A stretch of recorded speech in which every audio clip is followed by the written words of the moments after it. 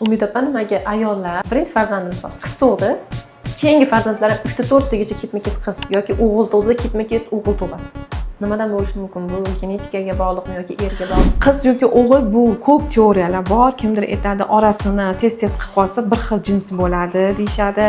Yo'q, aslida unaqa emas. Ba'zi bir holatlarda ko'raman. Masalan, ayol tug'di, 3 oydan keyin ham hattoki homilador bo'lganda ham bor. Boshqa jins, ya'ni o'g'il tuqqanlar ham bor. Endi birinchi navbatda qiz o'g'il bu hammasi Allohdan, ikkinchidan bu turmush o'rtog'ini urug'iga bog'liq. Ya'ni Y spermatozoid va X spermatozoidga bog'liq. X bu qiz, Y bu o'g'il. Endi teoriyalardan bittasi ayolning organizmi ham tanlaydi, o'g'il yoki qizligini degan xulosa bor.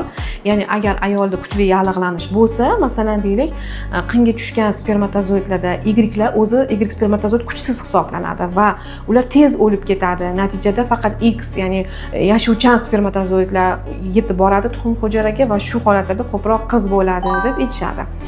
Ikkinchi teoriyalardan biri bu ayolning gormonal fonida. Agar giperandrogeniya, ya'ni testosteroni baland ayollar bo'lsa, u o'zi tanlaydi qaysi spermatozoidni kirg'izish degan xulosa ham bor.